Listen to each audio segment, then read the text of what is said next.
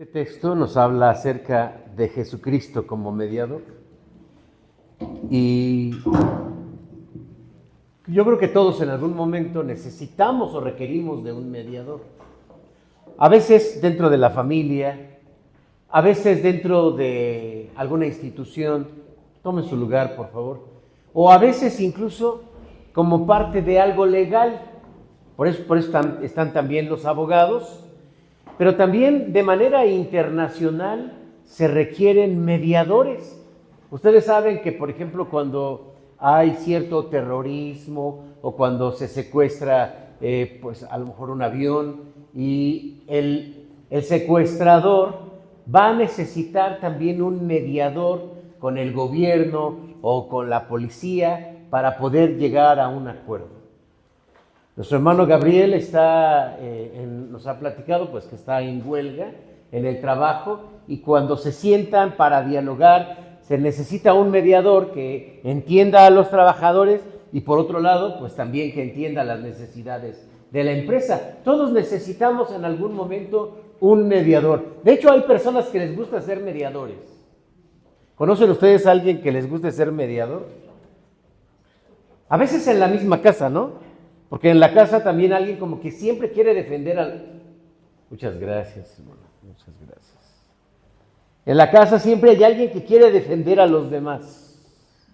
En la iglesia también tenemos mediadores, ¿no es cierto? Por ejemplo, aquí, ¿quién sienten ustedes que es un mediador, un buen mediador? No, ya para los otros voy a decir aparte de Freddy.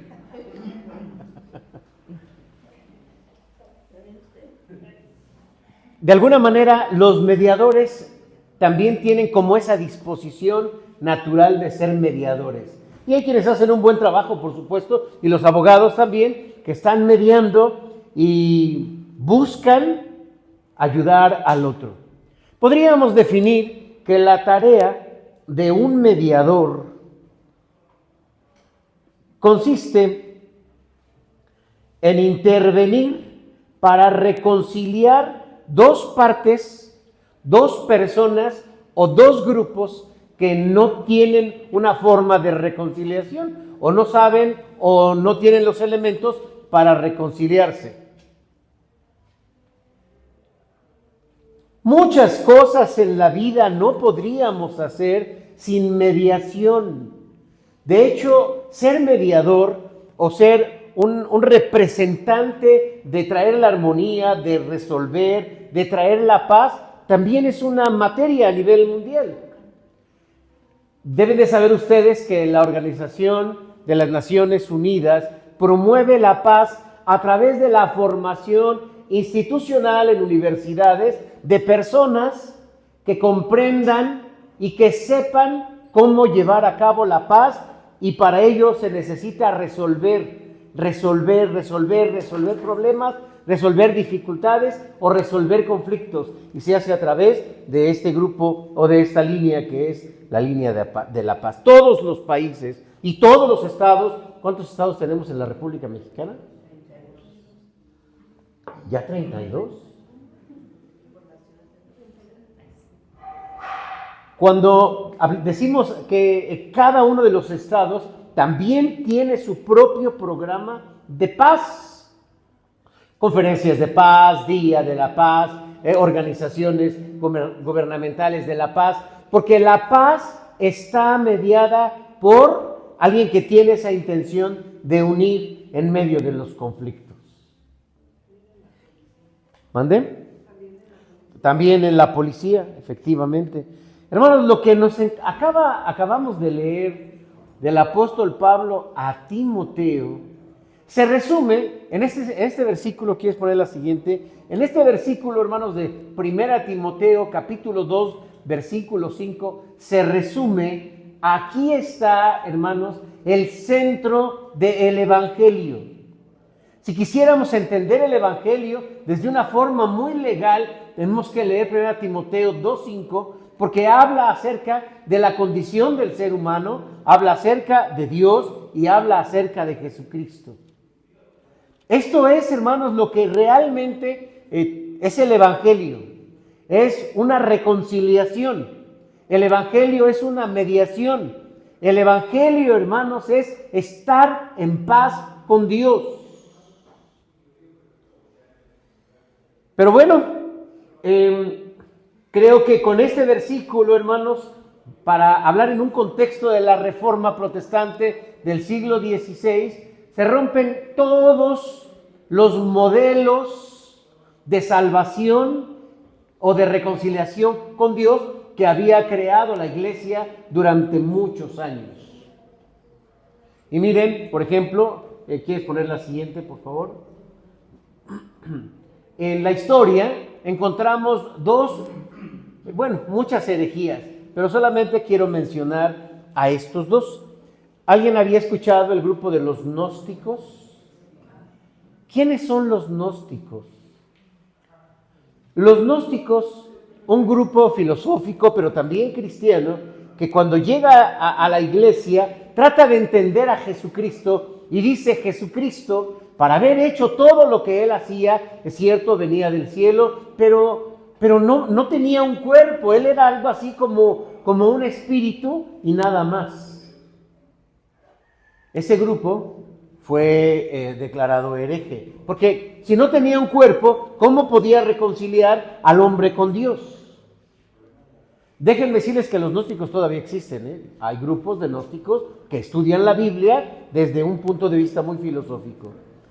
El siguiente grupo es el que está abajo, el arrianismo.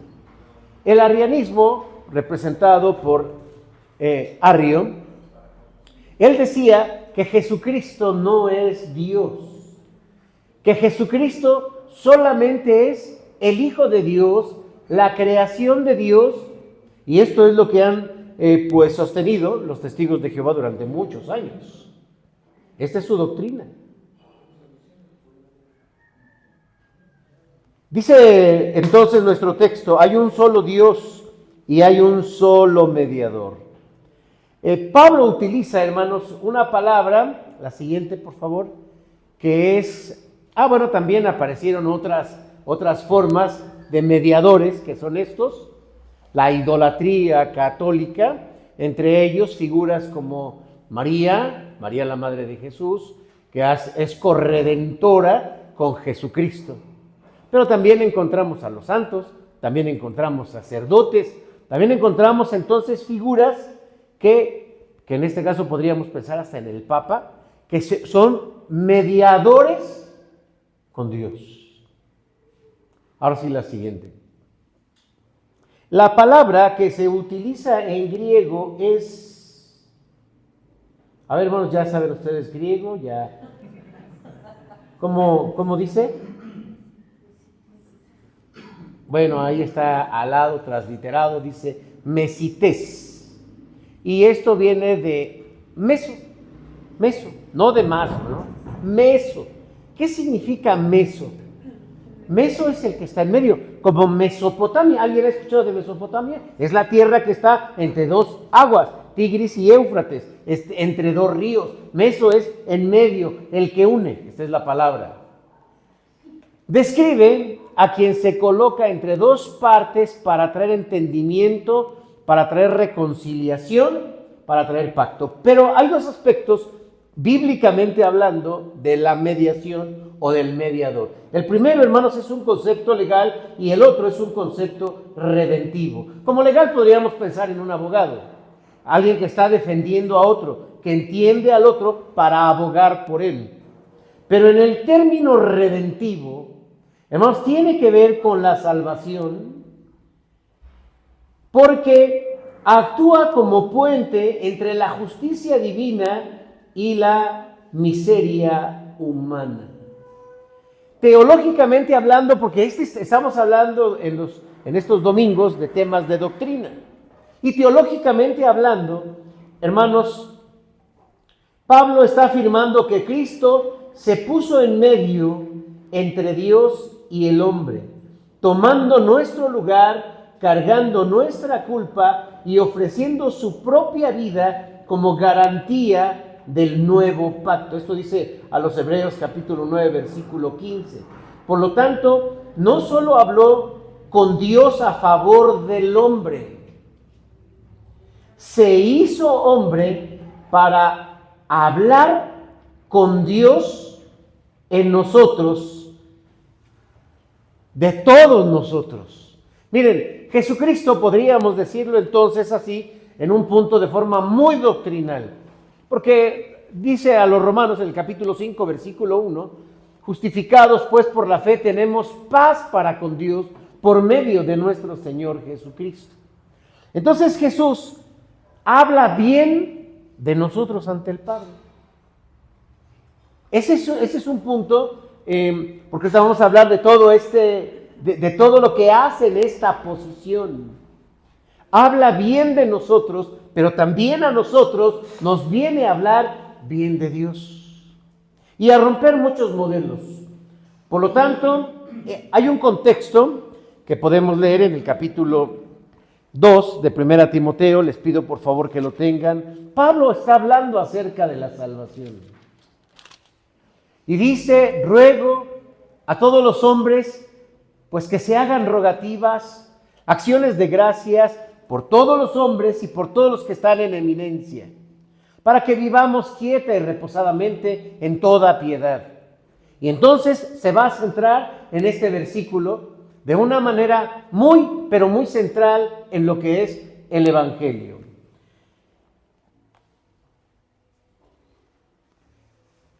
Quiero mencionar, hermanos, 3 puntos importantes acerca de la posición de Cristo como mediador, según este versículo. Primero, voy a hablar acerca de la exclusividad del mediador. Exclusividad quiere decir que es solamente uno, como dice el texto. Quiero hablarles también, en segundo lugar, acerca de la suficiencia del mediador. Y la suficiencia significa no solo que es el único, sino que también es suficiente. Pero en tercer lugar, quiero hablarles acerca de la eficiencia del mediador. Perdón, de la eficacia del mediador. ¿Cuál es la diferencia entre eficiencia y eficacia? Para que me quede claro y ya no la confunda. A ver, díganme, por favor. ¿Cuál es? Bueno, ¿cuál es la eficacia? ¿Sí? Échale. No, esa sería la eficiencia.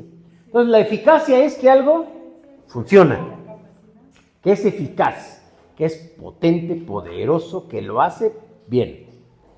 Y eficiencia es que con pocos recursos, ya sea de tiempo o de elementos, puede sacar lo mejor de ello. Ya me está quedando un poquito más claro. Muchas gracias. Ya no lo voy a confundir. Entonces voy a hablar acerca de la eficacia del mediador. Es un sermón muy cristocéntrico, pero a nosotros nos va a ubicar, hermanos, no solamente de forma doctrinal, sino también nos va a ubicar en aquello que como iglesia también podemos caer. Hablemos rápidamente, hermanos, y en primer lugar, la siguiente, por favor, de esto, la exclusividad del mediador. Dice nuestro versículo, porque hay un solo Dios, y vamos a subrayar la palabra solo, porque voy a hablar de exclusividad. Y también entonces hay un solo mediador entre Dios y los hombres, y este es Jesucristo. Cuando hablamos de exclusividad, y la palabra exclusivo en realidad es que se desprende de los demás y se queda solo en medio y a la vez desprende, porque la palabra exclusivo es una palabra compuesta que se compone de ex, que quiere decir fuera de lo demás.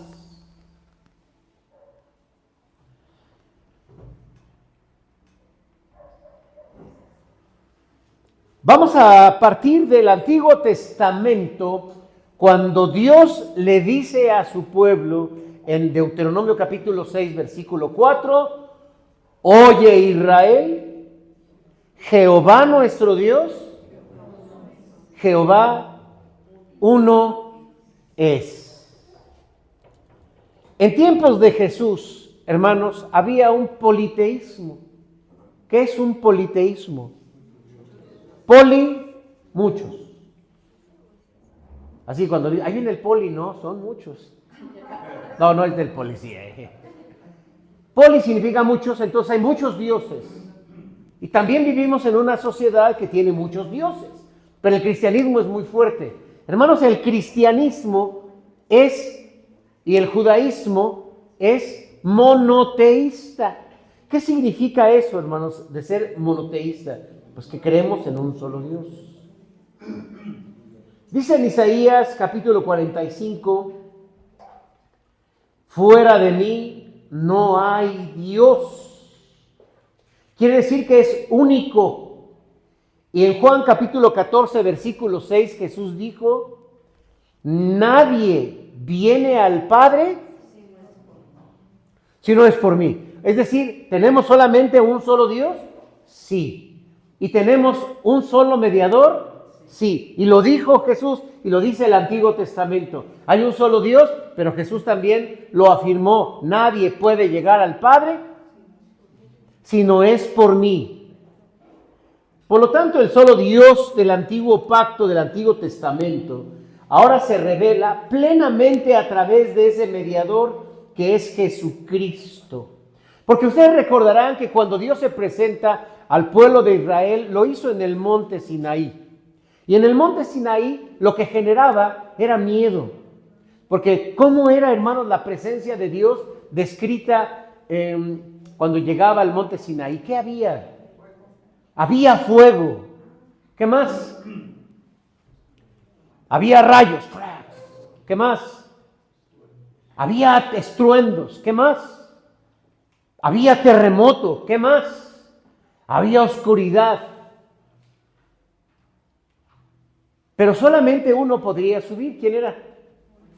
Solamente Moisés. Digamos que en este caso Jesús representa, o más bien, Moisés es un representante de la imagen del mediador.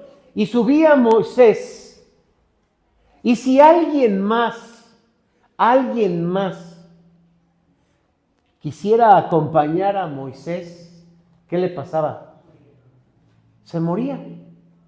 Que ya dice ahí la Biblia que si un animal, yo estoy pensando, la otra vez me estaba platicando la hermana Eva, que en una ocasión tenían un perrito. Entonces salió el hermano y ahí se viene, ¿quién creen? El perro. Y el hermano no se dio cuenta, se subió a la combi y ¿qué creen que hizo el perro? No se subió, lo siguió. Y lo atropellaron y el hermano volteó y dijo, ese chilló como mi perro. ¿No? Se siguió. Cuando regresa, efectivamente, el perro estaba muerto. Si algún animal cruzaba esa línea que se había puesto entre el pueblo y el monte donde Dios estaba, un animal podía morir. ¿Qué pasa ahora con la venida de Dios o la venida de Jesucristo en el Nuevo Testamento? Pues hay un acercamiento, hay unidad, porque el Moisés que subió para recibir la ley de Dios y luego viene y se la da al pueblo, es un Moisés que no puede conectar al hombre con Dios. Es más, cuando el hombre cometía un pecado, le decía a Dios, quítate Moisés, yo quiero destruir ya este pueblo, ya me tiene harto. Y él entonces hablaba bien del pueblo, pero no los podía juntar, porque él no era Jesucristo. Pero ahora viene Jesucristo y él es el mediador del nuevo pacto. Vamos a decirlo así, mediador del nuevo pacto. En el Antiguo Testamento podríamos decir también que un elemento de unidad, fíjense bien, hermanos, porque vamos a encaminarnos a lo que tiene que ver con nuestra fe práctica. En el Antiguo Testamento es muy claro qué es lo que une al hombre con Dios. Es pregunta para ustedes. A ver, ¿cómo están de despiertos? ¿Qué es lo que une al hombre con Dios? No, en el Antiguo Testamento.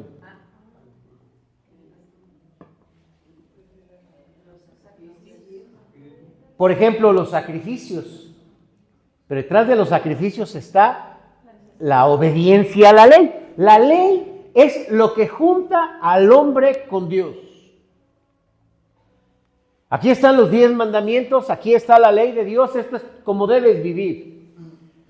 Y entonces dice claramente que cualquiera que viole un mandamiento, ¿qué pasa? Pues va a morir. No puede, o sea, no podía seguir adelante. Tenía que ser una persona para estar bien con Dios, tenía entonces que cumplir la ley. La ley. ¿Han escuchado ustedes ese pensamiento? Es tan fuerte que al pueblo de Israel, aun cuando había venido Jesucristo, le costaba trabajo entender que por la obediencia a la ley nadie será justificado, porque la ley deja de tener ese principio para unirnos con Dios. Y Jesús lo vino a poner con mucha claridad, pero vámonos despacio. El hombre ha creado, hermanos, falsos caminos u otros caminos para poder llegar a Dios. Vamos a decirlo, Jesús dice, solo es un camino y ese camino soy yo. Pero el hombre ha creado otros caminos para llegar a Dios. Y el primero de ellos, pues entonces es la religión. La palabra religión, ¿qué significa? ¿Religión? Por ahí va, pero religar. Es de algo que se rompió y ahora lo van a volver a ligar. Como cuando de repente, no sé, se rompe un hueso y luego lo van a volver a unir. O se rompe un tendón y luego hay que volver a ligarlo para que continúe con su función. El hombre, eso significa religión, religar, religare. Cuando el hombre cae en el pecado por la desobediencia en Génesis capítulo 3, a partir de ese momento se rompe la comunión y se crea un mecanismo para estar cerca de Dios. El hombre no lo puede crear y viene Dios y le dice va a ser a través del sacrificio. Pero luego vendrá la ley y entonces a través de la ley el hombre busca estar bien con Dios. El hombre se va a esforzar todo el Antiguo Testamento para que si quiere estar bien con Dios, tiene que guardar los 10 mandamientos. Pero la religión en realidad no es suficiente, porque cuando Jesucristo viene, destapa así, le quita toda esa cobertura religiosa que tenía pues el grupo de los fariseos que representaban la religión. ¿Y qué encontró? ¿Qué evidenció Jesús? ¿Funciona la ley? No hay nadie que pueda guardar la ley. No hay nadie. Y quien diga que lo hace, miente. O no se da cuenta. O es ignorante. O le enseñaron eso. Pero Jesús decía, estos ponen otros mandamientos a los hombres, pero ellos no mueven ni con un dedo. Así lo dijo Jesús, ni con un dedo. Y dijeron que ese era el camino para llegar a Dios. Durante la Edad Media, para poder llegar al punto de la Reforma, también la Iglesia había creado su propio mecanismo para llegar a Dios. ¿Cuáles son? Pues los ritos. La religión a través de los ritos hace, digamos, ciertos procesos para poder llegar al Padre. Y entonces, ¿como cuáles para llegar al Padre? ¿Cuáles? ¿Qué ritos? Pero ya después del cristianismo. Las misas. ¿Mande? ¿La qué? Las indulgencias, a pagar. ¿Qué más? La confesión, el sacerdocio, porque también el sacerdote juega un papel muy importante. ¿Qué significa la palabra sacerdote? Y se los pregunto porque ya se las he dicho en otra ocasión, pero si no se acuerdan se los voy a decir. La palabra sacerdote significa constructor de puentes. Constructor de puentes. Sacerdote es el que construye un puente para unir dos puntos. Pero la otra es la razón. ¿La gente quiere llegar a Dios a través de la razón? Sí, y esto sucedió de una manera muy particular en la Edad Media a través de un movimiento que se llamó el escolasticismo. El escolasticismo no era otra forma, sino un intento de entender y explicar a Dios a partir de la razón. Su máximo representante, Santo Tomás de Aquino. ¿Vas a poder demostrar a Dios por la razón? Bueno, lo intentó. Ya lo habían intentado antes. ¿Quiénes? Pues los griegos. Ya habían intentado y trajeron buenos principios, pero finalmente, dice el apóstol Pablo a los romanos, creyendo ser sabio, se termina en la necedad. Y el hombre no puede, a través de la razón, encontrar a Dios. No puede. Pero lo intenta. Creo que la iglesia también cayó en un sentido muy general, y también el protestantismo le costó trabajo superar esta parte, y tiene que ver precisamente con las obras. Pero si yo no señalo esto, hermanos, no podemos poner a Cristo de manera única. Entonces, para muchos creyentes hoy en día es, bueno, sí, Cristo. Bueno, sí, Dios. Bueno, sí, Cristo murió en la cruz, pero también tienes que portarte bien. ¿Será eso el evangelio, hermanos? No. Porque cuando se pone algo junto a Jesucristo, entonces ya Jesucristo no es exclusivo. Ahora miren, la forma de interpretar esto, porque no podemos desligar, no podemos decir que la mayoría de nuestros pensamientos viene por la fe. Sí, la iglesia influye mucho, aunque no vayamos a la iglesia, y no me refiero a la iglesia protestante, me refiero a la iglesia cristiana en general. Últimamente me ha estado yendo muy mal. Ya no me alcanza el dinero. ¿Por qué no diezmas? Ah, sí es cierto. Entonces ya vengo y diezmo, y yo pienso que eso va a ayudar a que me vaya bien. No, como que últimamente, como que no me salen las cosas. Pues es que no has ido a la iglesia. Ah, sí es cierto, voy a ir a la iglesia. Oye, como que he andado muy ansioso, como que... ¿Has leído la Biblia? No, pues por eso. Ah, sí es cierto. Entonces, uno piensa que sí es Dios, que sí es Jesucristo, pero a la vez es el comportamiento, es la obediencia, son los actos del creyente. ¿Será esto el evangelio? No es diferente, hermanos, aquella persona que dice Cristo y la Virgen. ¿Han escuchado gente que dice esto? La mayoría de la gente que es devota, católica, dice Cristo, salud, Cristo y la Virgen. Entonces el creyente dice Cristo, pero y pórtate bien. ¿Qué es de diferente? Son elementos que se ponen en medio y que quitan, hermanos, la exclusividad de Jesús como mediador. ¿Va quedando claro esto, hermanos? Solo Cristo, no es el Papa, y tal vez eso nos queda claro. No son los santos, y eso también nos queda claro. No son los ángeles, también nos queda claro. No son los méritos, aquí es donde nosotros llegamos a fallar. No, tampoco son los sacramentos en sí mismos. Es solo Cristo porque solo Cristo se hizo hombre. Y este texto entonces habla acerca de la exclusividad. Y esto, hermanos, pues obviamente nos da mucha seguridad, porque ancla nuestra fe, que nos mantiene firmes en todo lo demás de nuestra vida. Cualquier intento, cualquier obra, cualquier persona, cualquier santo no puede ser mediador. Van a fallar. Saber que hay un solo mediador, hermanos, no significa que estamos limitados, sino más bien que estamos liberados, porque entonces no podemos, ni debemos, ni queremos depender de jerarquías humanas. No es el pastor, no es el presbiterio, no es el sínodo o la respetable asamblea general o la organización mundial de las iglesias. No. Tampoco los méritos personales. No son los rituales.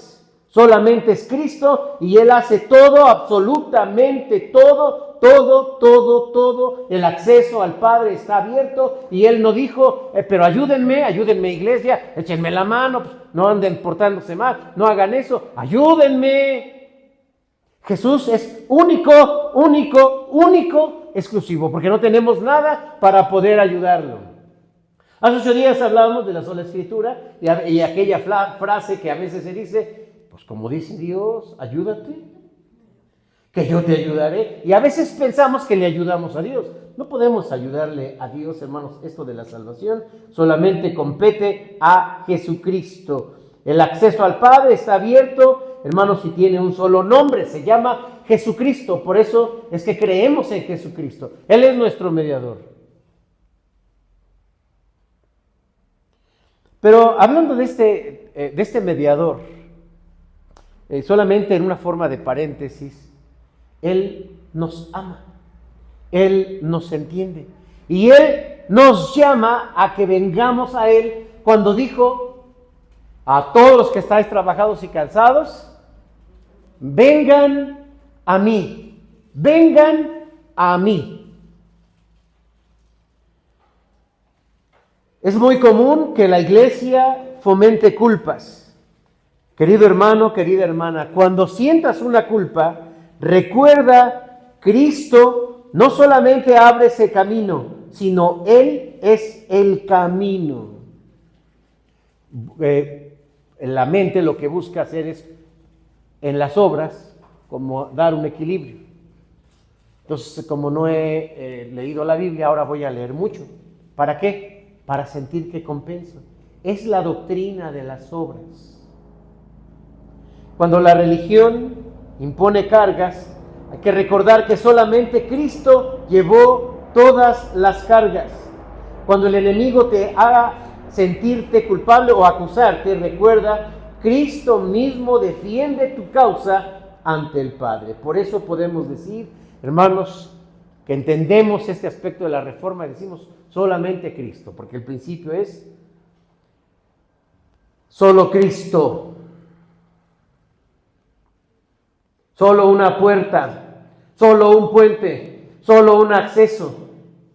El lugar es seguro. En segundo lugar, hermanos, hablemos de la suficiencia. Ya dijimos que solamente Jesús, solamente Cristo. Pero ahora hablemos de la suficiencia. ¿Qué significa suficiencia? Pues que sea suficiente, que alcance. Dice nuestro versículo, Jesucristo, hombre.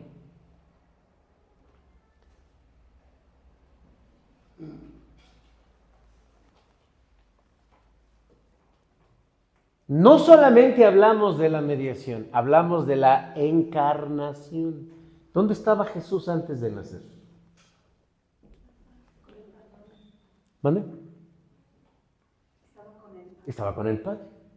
Dice Filipenses capítulo 2, versículos 5, 6, 7 y 8. Haya pues en vosotros el mismo sentir que hubo en Cristo Jesús. Porque siendo igual a Dios, no estimó el ser igual a Dios como cosa que aferrarse, sino que se despojó y dejó su gloria. Bueno, hasta lo cantamos, ¿no? Tú dejaste tu gloria y tu trono y corona por mí, al venir a Belén a nacer. Ya mero vamos a cantar de eso. Pero primero es el de la reforma, luego el de los muertos, y luego mi cumpleaños, y ya luego viene. Y vino, dice aquí, se despojó a sí mismo, tomando forma de siervo y hecho semejante a los hombres, y estando en condición de hombres, se humilló a sí mismo, haciéndose obediente hasta la muerte, y la muerte de cruz. Cristo, hermano, se hizo hombre para representarnos ante el Padre.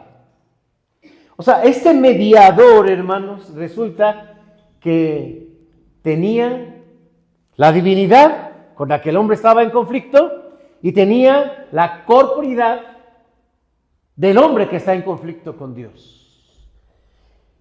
Esto, hermanos, pues obviamente trajo mucho que pensar durante los primeros años para ver cómo entender esta situación. Pero lo podemos ver así. Cristo, Jesús como mediador, viene y nos dice, miren, las cosas están así allá arriba. Lo que Dios quiere es esto. ¿Quieren estar en paz con Dios? Yo traigo el mensaje, yo les voy a explicar cómo está. Y entonces, también podemos leer Juan 17, Jesús se voltea al Padre y le dice, mira, Padre, yo sé que tú sabes todas las cosas, pero pues el hombre está así, la situación está así. Y entonces vemos a un Jesús que es a la vez Dios y es a la vez hombre, las dos naturalezas de Cristo, hermanos.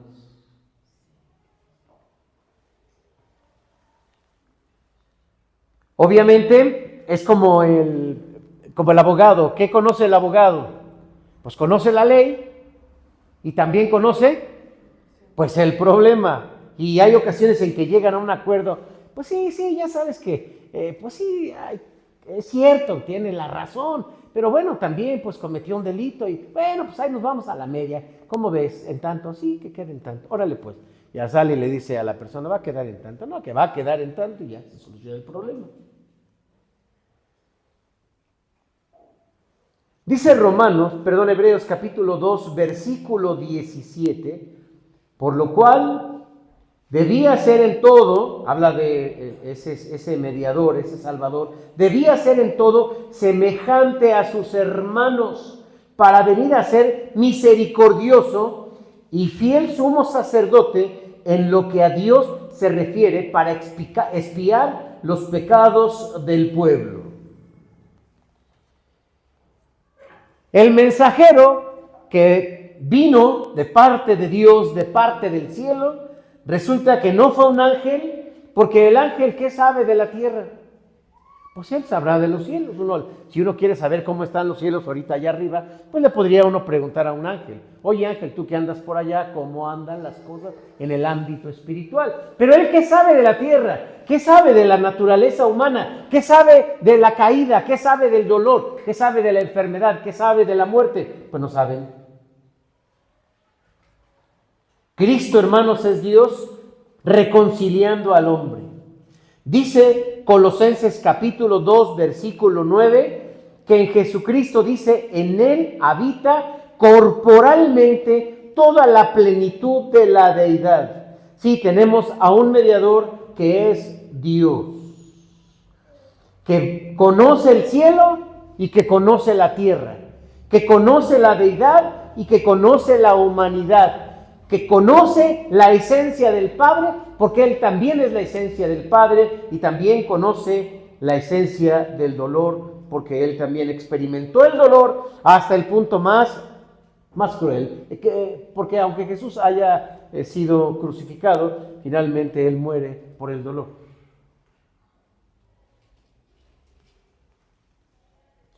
Porque Él llevó la experiencia del dolor hasta el último momento, hasta sentir cómo expiraba. O sea, Él no dijo, bueno, pues me voy a morir por todos, por favor, voy a acostarme, cierren la puerta, no hagan ruido, porque me voy a morir de un infarto para no sentir, y ya cuando amanezca, ya todo se resolvió. No, o sea, vemos la razón de tanto dolor. Uno dice, pero ¿por qué tanto dolor? Bueno, aquí lo podemos entender, porque Jesús entiende el dolor porque lo experimenta. Cuando hablamos, hermanos, de la suficiencia, quiere decir que para que esto sucediese, alguien debía conocer tanto la parte divina como la parte del hombre. ¿Quién? ¿En quién se nos ocurre que podría hacer algo así? ¿Quién? ¿Un profeta del Antiguo Testamento? No, Señor, porque ellos recibían el mensaje de parte de Dios. El sacerdote del Antiguo Testamento, no, porque ellos tampoco tenían experiencias místicas como el mismo Moisés. ¿Quién sería entonces alguien que pudiese hacer este trabajo? ¿Un ángel porque bajaba del cielo? No, solamente Jesucristo. Solamente Jesucristo. Solamente Jesucristo. Eso, hermanos, es de la suficiencia. A lo largo de la historia, hermanos, la humanidad ha buscado reemplazar esa suficiencia con mediadores humanos, como los sacerdotes, que afirman tener ese poder para perdonar los pecados, santos que interceden ante el Padre, o aún la Virgen María, o rituales que prometen limpiar el alma. No hay nada que sea pero tan suficiente. Tal vez alguien podrá tener un intento, sí, pero no hay nada suficiente, solamente Cristo. En el siglo XVI, hermanos, y como respuesta en 1645, por ahí hay, no, es 1545, como una respuesta, hermanos, a la Reforma, se lleva a cabo el Concilio de Trento. El Concilio de Trento es el concilio de la Iglesia Católica, la Iglesia Cristiana, para poder ver cómo vamos a hacer frente, dijeron, al protestantismo, que está muy fuerte. Y entre ellos, hermanos, el Concilio de Trento declaró en el siglo XVI la mediación de los santos.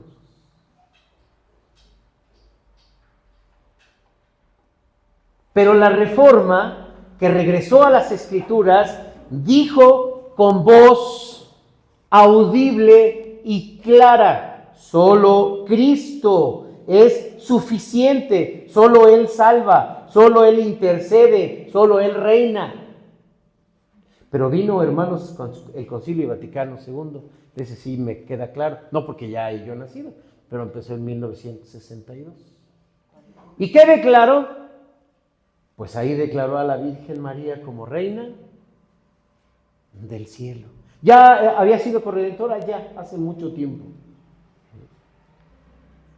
Cada intento de sustituir, hermanos, a Jesucristo, ya de la iglesia, o sea también de uno mismo, es una ofensa a la cruz y una negación del Evangelio.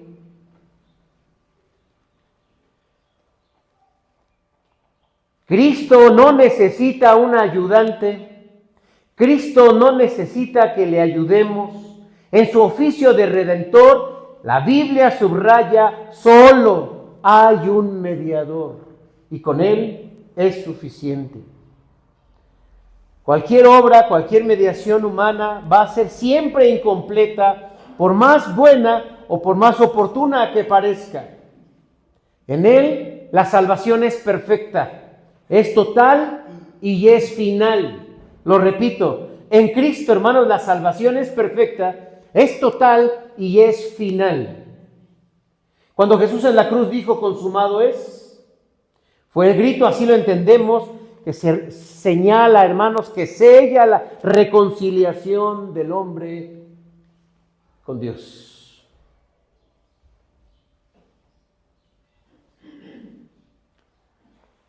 Cuando Cristo se hizo hombre, podemos entonces confiar en Él, porque Él conoce todas nuestras necesidades.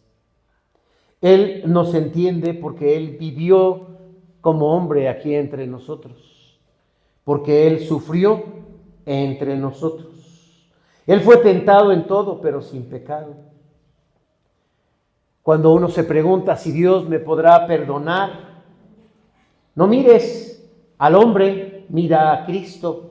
Mira a Cristo porque Él es suficiente, porque todo lo que hizo por ti es suficiente. No le quedamos a deber a Dios nada. No le quedamos a deber a Jesús nada. Que Jesús dijera: pero me deben, me deben. O sea, ustedes tenían como 5 y los iba a reprobar, pero les puse 10, me deben. No, hermanos, la obra es perfecta, perfecta y completa. Y en tercer lugar, hablemos de la eficacia. ¿Qué dijimos que es la eficacia? Le acabo de decir, ¿no?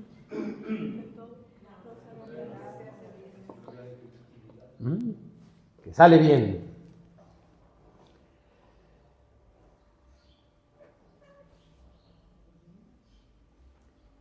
Jesucristo, hermanos, es un mediador, dice la Escritura. Y a la vez nos ha unido con el Padre, no solamente para ser salvos, no solamente es el camino, la verdad y la vida, sino además es un mediador permanente. Un mediador permanente. Miren, dice en Hebreos capítulo 7, versículo 25. Vive siempre para interceder por nosotros. ¿Dónde está ahora Cristo, hermanos? ¿Dónde está Cristo? Bueno, Cristo está al lado del Padre. Así lo dice Filipenses, por lo cual le exaltó y le dio un nombre que es sobre todo nombre, para que en su nombre se doble toda rodilla de los que están en el cielo y también de los que están en la tierra. Y toda lengua confiese que Jesucristo es el Señor. Sí, allá está Cristo. ¿Y qué está haciendo Cristo? Está descansando, platicando con los ángeles. No, cuando yo estaba en la tierra, no, me salió un gadareno. ¿Qué hace Cristo allá arriba, hermanos? Nos está defendiendo. Está intercediendo por nosotros. Es lo que dice aquí la palabra de Dios. Y esto significa, hermanos, que ese mediador no solamente nos reconcilió con Dios, sino que también mantiene viva esa relación y reconciliación, porque hay una constante intercesión. O sea, nos dice, oye, ¿te acuerdas de José Luis? ¿Quién José Luis? Aquel que salvaste. Ah, sí.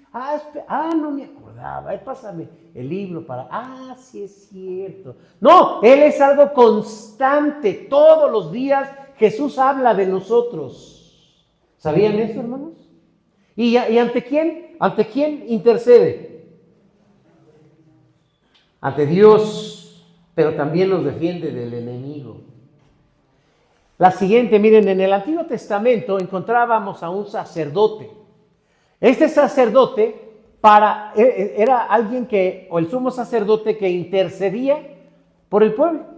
Él tenía que entrar una vez al año al lugar santísimo para interceder por todo el pueblo. Iba a ser un sacrificio que nadie podía hacer, solamente él. Pero dice la Escritura que lo primero que tenía que hacer esta figura que nos iba a representar era, ¿qué hacía? Un sacrificio para él primero. O sea, él tenía que usar un sacrificio para él. Tenía que ser limpiado él. Y con todo, hermanos, y que Dios tomaba en cuenta este sacrificio, era imperfecto. Era imperfecto. La Biblia dice claramente, si alguno hubiere pecado, abogado tenemos para con el Padre. ¿Qué dice? Abogado. Abogado. Abogado. Si alguno hubiere pecado, abogado tenemos para con el Padre. A Jesucristo, el justo. Y otra vez aquí vemos el papel de la defensa. ¿Qué está haciendo entonces Jesús? Está como nuestro abogado. ¿Se acuerdan de aquel hermoso himno que dice... ¿quién será? ¿Quién será mi fiador? Preguntarme al dejar para siempre la senda torcida del mal. Y el coro dice, cuando el juez inigual vino a mi alma a juzgar y un fiador me pidieron por mi alma inmortal. Ahí mi Jesús se puso en pro de mí y exclamó con amor, dice el himno, yo respondo por ti. Todos somos pecadores, ¿están de acuerdo, hermanos? ¿Habrá algún pecador, o unos pecadores más pecadores que otros? ¿O todos somos igual? Claro, todos somos pecadores. Y vean lo que dice, si alguno hubiere pecado, porque podríamos pensar, y yo creo, hermanos, que aquí es donde la iglesia comete un gran error, cuando señala al hombre como un elemento que aporte bondad o que aporte obediencia para que las cosas se calmen con Dios. ¿Te va mal? Porque no vas a la iglesia. Eso es falso. ¿Te va mal porque no das tu ofrenda? Eso es falso. Y sin Dios te vas a perder y todo te va a salir mal. Eso es falso. Eso es falso. Porque entonces aquellos que les va bien, ¿qué dicen? Ay, a mí sí me va bien. No, es que yo sí soy de Dios. Yo sí me porto bien, yo no falto a la iglesia. no me duermo en los cultos, yo estoy bien.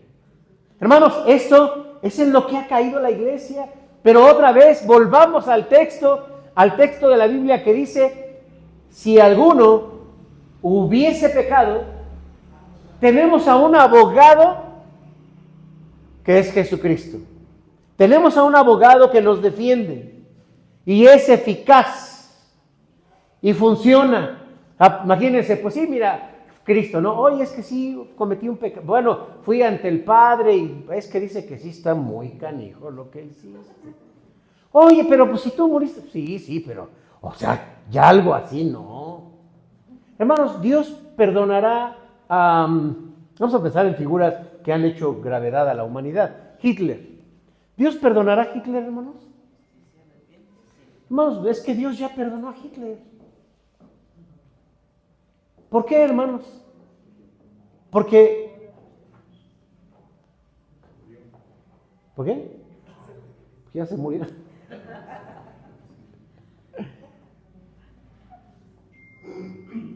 Sí, después de la Segunda Guerra Mundial hubo a través de la Organización de las Naciones Unidas, se formó un comité para buscar a todos los que participaron en la Segunda Guerra Mundial y no los perdonaron, se los tronaron.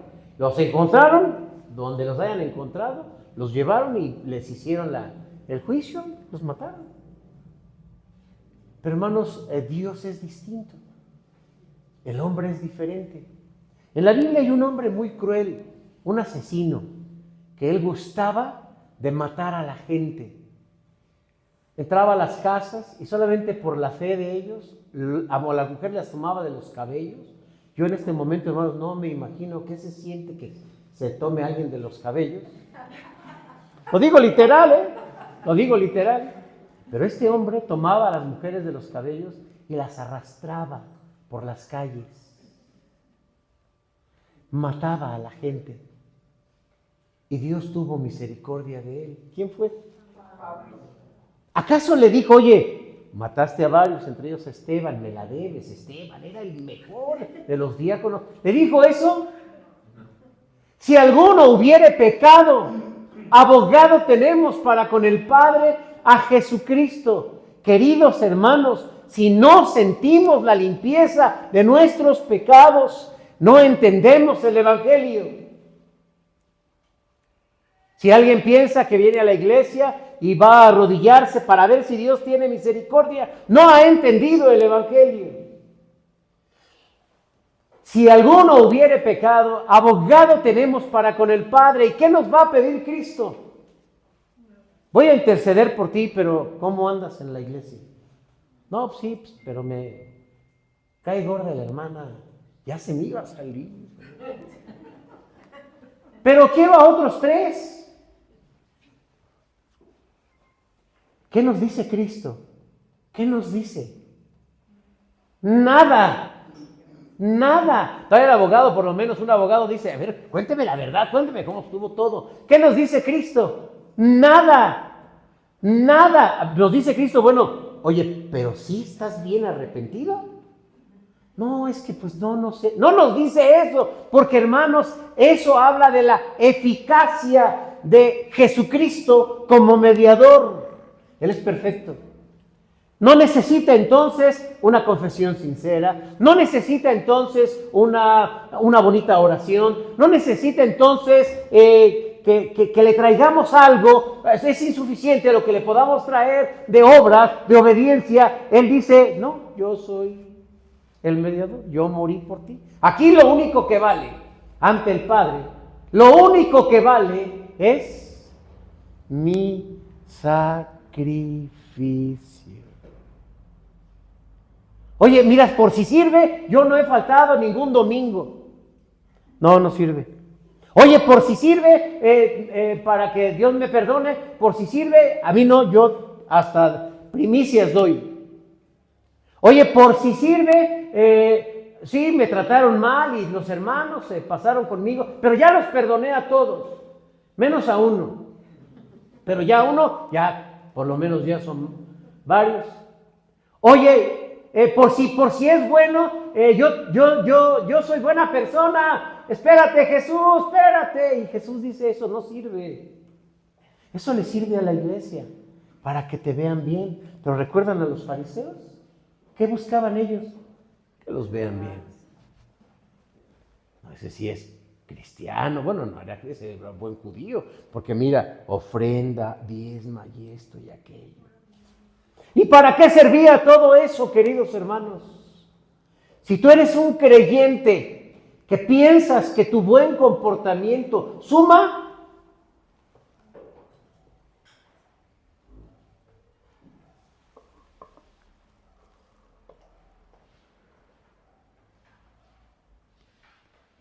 es como si le dijeras a Cristo, no, Jesús, tu muerte no alcanza. Tengo que poner algo de mi parte. Tengo que esforzarme. Tengo que ser buen cristiano. Tengo que ser buen creyente. Tengo que ser buen vecino. Tengo que ser buen amigo. Tengo que ser bien cuate, buen esposo, buen de todo.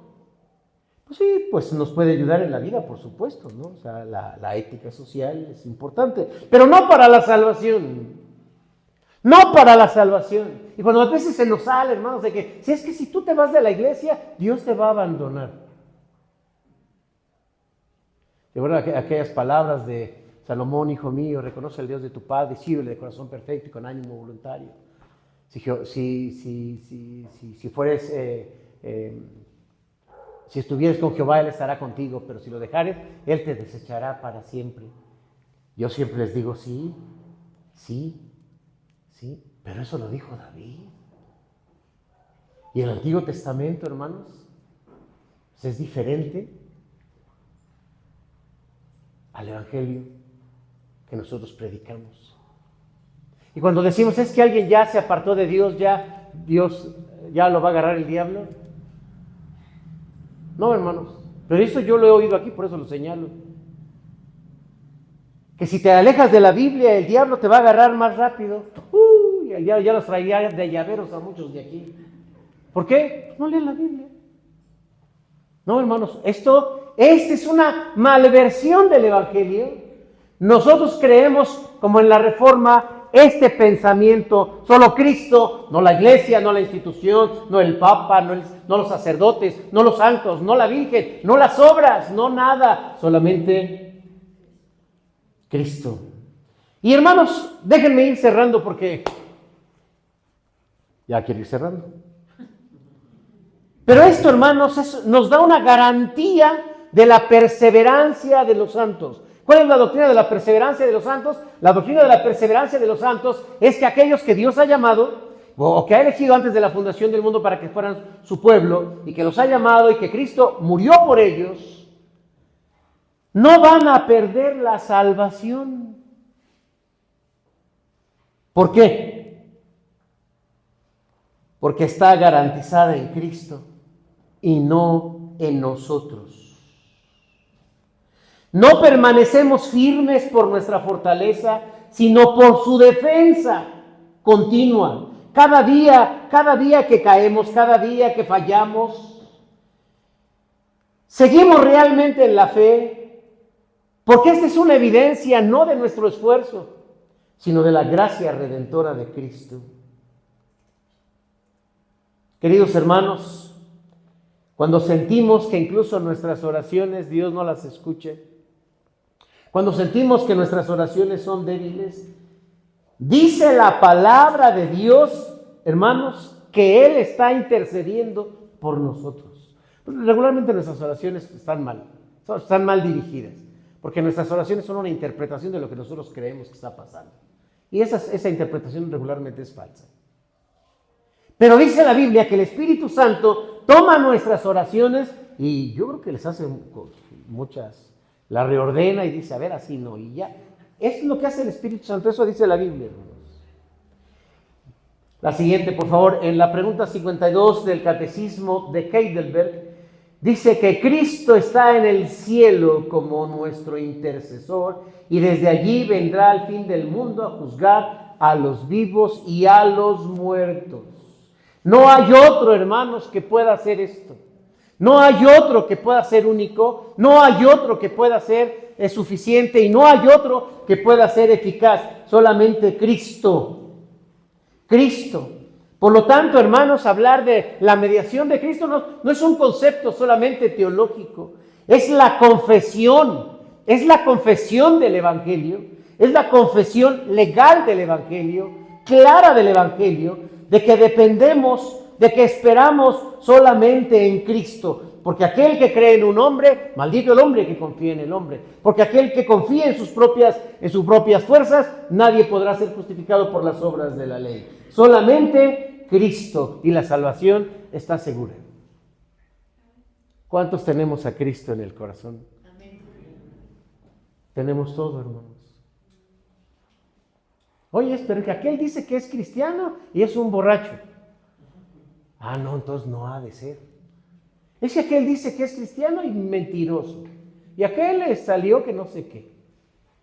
No, hermanos, es Cristo. ¿Opacará nuestra conducta la suficiencia de Cristo? ¿Decepcionaremos a Cristo que diga, y yo dando mi cara por ti todos los días y me sales con esto? ¿Será, hermanos, acaso ese el comportamiento de Cristo? No, no, no y no, porque Él no confía en nosotros. Confía en sí mismo. Termino. Hay un solo Dios. Hay un solo mediador entre Dios y los hombres. Solamente hay alguien que trae paz. Todo lo demás serán soluciones pasajeras. El Evangelio es este, hermanos. Jesucristo nos une con el Padre porque hay un solo Dios y hay un solo mediador entre Dios y los hombres. Jesucristo, hombre. Él es el único, hermanos, que nos lleva de regreso al hogar, al Padre. Él es el único que nos lleva. Yo soy el camino, la verdad y la vida. Él es el único que puede comprendernos. No hay nadie que pueda comprendernos. La cruz, hermanos, no solamente fue un símbolo de la fe, sino ahí, hermanos, fue la cita donde se encontró la justicia del Padre, la obediencia del Hijo y la salvación de nuestras almas.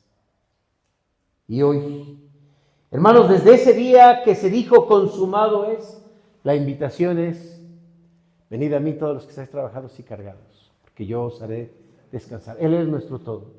Él es nuestro todo. Hoy, hermanos, que ese mediador intercede por nosotros, hemos de hacer lo que dice la palabra de Dios. Darle solamente a Él la gloria. Pongámonos de pie.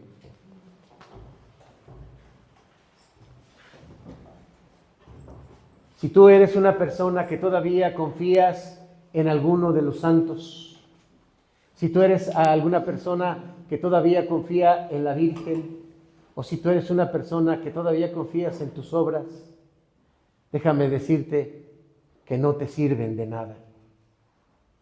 Te van a dejar en el camino.